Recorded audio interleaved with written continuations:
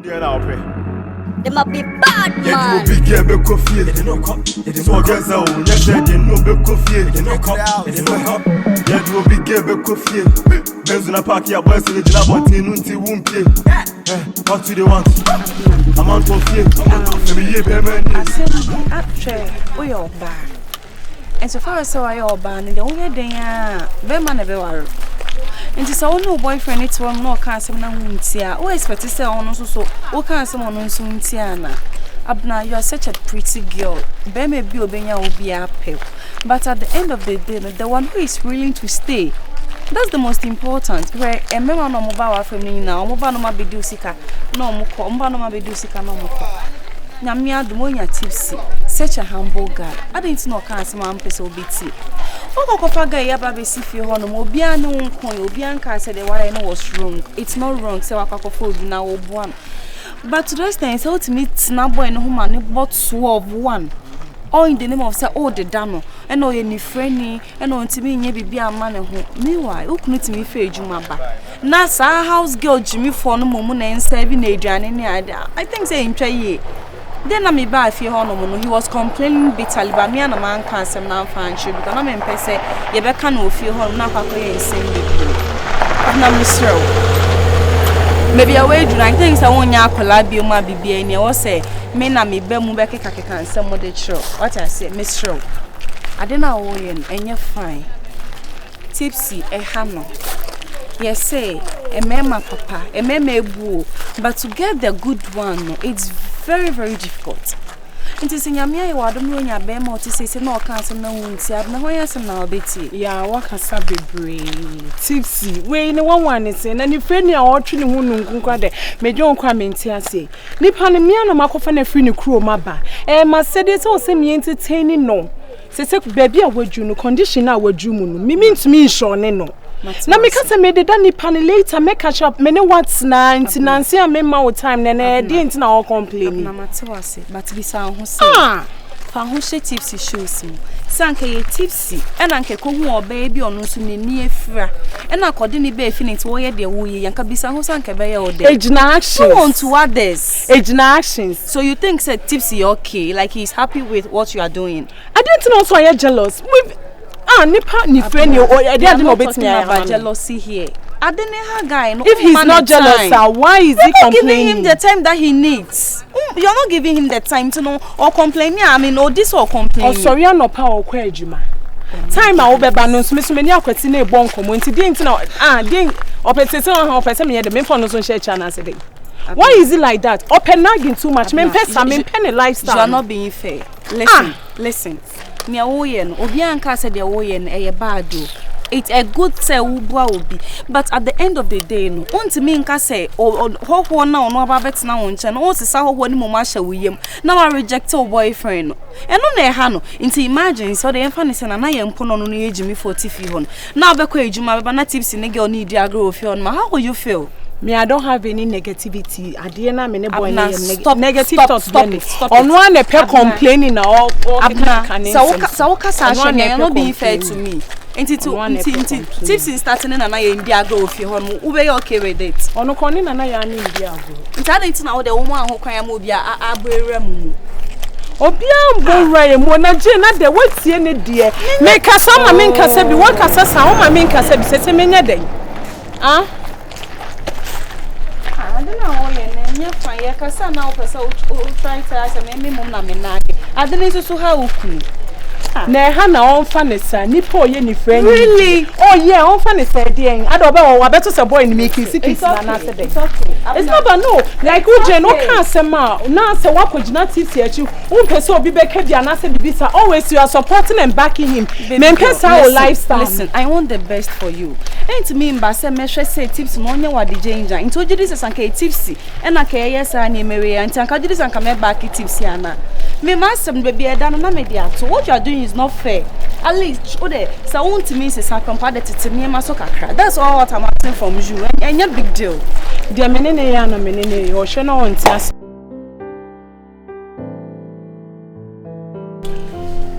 sister okay me okay pa na nyumre dia me anam fair se me no won komo ewiase de ade a edidi wa enya odene ni kwan se odidi unia ana me be fia no na me hu se de fie ha no mesitie ha no me asomdwe fie nti ma me ni kapa me mpese mi minti ase problems bebre ebe fie ha no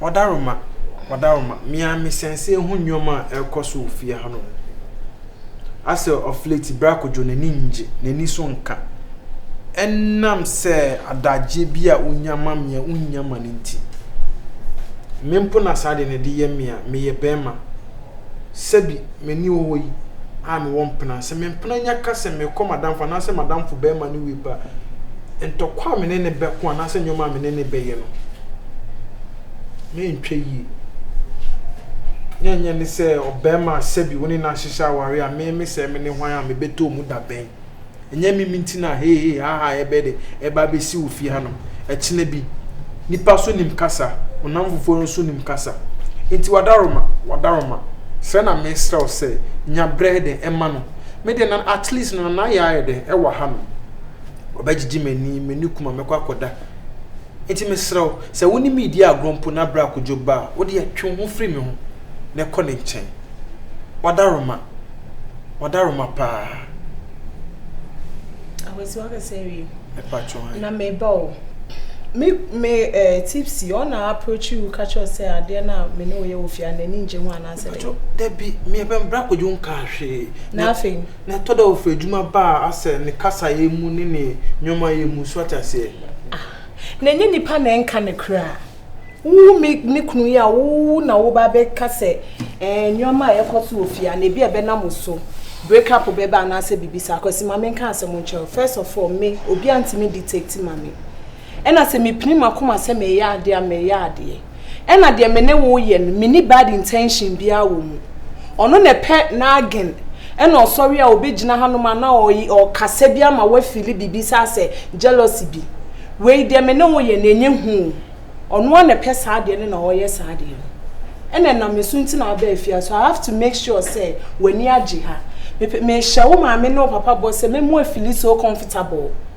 eti die ntina wo mo ba be ka chim se so approach you a edi ntina ba be ka se be na mo so ni panim kasa ne ade me na me de wa be fia na me se me ebua wo me pa chon na me se me ebua wo nti like wo kwa problem ni say wadaroma we de me ni nsa sister wadaroma swata say ase brakojo ne kasa ye mu no oh say last time oba ye o say duane so hwe de we si kasa ye ase me ne wo da osman hwe de we si kasa sister me ye nipa me ye be ma ni bi oh ti me sre na me sre pa akwesi Ghana for me ma no mutirimu ye omode ebinum tirimu ye omode na one day pe waba na mentini ansa gu aduane na me say nana ya ye mboa wa we nka yibe ne wo ma o so obegina akasa ma wo kwa wo feel so bad abroche oba no ebene be ma so no ebene obi etimi kwa kitchen ye ne asoso Ghana for me ma bi so ma mutima ye omode se chinchina wo fie adwuma be wo sa wo yire ebe mo aduane di akwesi jame pe wa sempa when it comes to matters like this now leave mommy I know what I'm doing and na dem ne wo ye no boni bi ani achire eti mesre wa me pacho dem how na me no kon ma me ene wo kon sa tips ni de janu mi ame handle no pacho mat wo de wa kan sa nti nkomo na anie me bi fi se na na ya okra na na ya na e hawo on ham na ewie wadidi badidi pacho okay ena onkrofo na omo ye pepe sama me de wa travel enche beba wa into the bibia ba ukra okwa na bibia to ya asomdwe beba ne de oje na ni so ne jealousy ni henhen na e won so na e me time kra simpajo me no na be kwa na se there be on kwa na be ko ne doctor ne personal assistant ne be ko oh okay nti people ni ready am won kaminya se na ya wo me nchen yi me fa na ya no kofa play ni bi nko ene ka mo ho ne atomo finwe mu aba be gufo Oh, that's I'm like. Oh. I don't know why Yes, so sorry. I'm already. Oh, my it's not hard to Now it's not high into the fee. Say a balance only has say, I me. I'm gonna say high mufia. Oh, but many hard is the same. It is true, but yeah, banana only I ain't me. Anyway, we came because of the good news you told us. What's up? Oh yes, it's all responded to treatment. Wow, I'm I'm very happy. Yeah. And I mean, say like, no, any share you. And I can't remember some. I mean, so catch say I'm found. So now, no worry. You must say, I'm now I Oh, it say doctors no must say how far like. Oh yeah, or responded to treatment. In TFI say probably.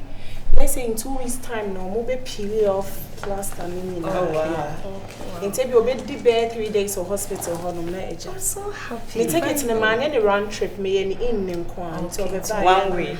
Okay. On the serious note, no, say I'm not a domani no. I'm back to normal. Okay. If you want no mobile, what's next? Oh, okay. You say if you have a scabby crown and make person find your business. Wow. That's a very good idea. Go back to zero. Wow. I've never surprising me. Oh, yeah. All this while I've known you to be a very good friend. I mean, you've been supporting us, but wait there, I just mean him. Oh. I just mean him. Abana no, we need pepia or I'll come up. Nenso so no. Come on. No nonsense. And only this. And me a haja no nonsense. Maybe when you do it, I'll give it to you. And you're back to back. So I will need like I'm so happy for this guy. Good morning, mommy. Me daddy. Apome. Nyamiadum. The nyamiase. Auswe. Nyamiadum ye ho ye pa. Fi boko de. Boko pa sawo. Center for Hey. Masi. Akosini ayi. Ukru ho ye. Oh, me kunu ho ye akosi nso ho ye. Akosi titi kwenti ne bae. Nyamia ya adum. Oh, anya bone kwanso. Me am share mo bata. Minim se bia wo koya asam foforo bia besi akire basa bi. Oh. Yeah, many family doctor kasa but on wo ka me kro be hwe nani no say anyway dey dey say you fly no. Oh. Aha, you flying na wakohwe. Mommy. Oya de koka. Enye she. o comfort ko. Nyame adum akwasi akwakoju Switzerland abontin so. Abulochi mem. Akwakoju Switzerland abontin. Ada what wakwa da ho. I'm said that. Say osi na nini. Wo ka say na nini ntina. Ayo. Enti wo kon ne pictures ametwetwe ni no we kotoka ho. Hey. Hey. Waji ni si tu sa no. Ah, wo man na yi white cake ni bi. What man ne poma no. Me bay pa se do si gina so na yale na ni shades na ehye no so kwa de ya boarding we dio na ehye ni nti no bi akwa hu se ni o problem ti one doctor ni nua ba ko Switzerland honum one na assist na age ode na ko nti o respond to treatment ti enfa na say be 2 weeks time do be wa plaster no every na ni na che say o recover kakran na che say say we benya 2 eyes we nya picture anchira me am hu say and press what the hospital and you remember mo me try send me say baby o she na private on time ko ho sa Who can say what this ha obi asole a apart from on the doctor yes ayu ko ji kra ebo 4 asese a mo obi anwuram oba tu na fe na obi wuram who can say won kwa was me da bia mo ne omoko na ho denti sa o na ho ye de o nyame adom ne ho ye pa abeche de so mo de mra ya adwuma ha de mfa mra nya adwuma yes ya do fe no se de o si kan nani no ne ho beto no say no why ya na nani na wi but be recover in I think say bia 1 week and some days time no omo be wa plaster no yes onu nyo no say oguso respond to treatment ti enfa ni say baby enfa so the 2 weeks time there bia kwesi be Ghana na there na nani no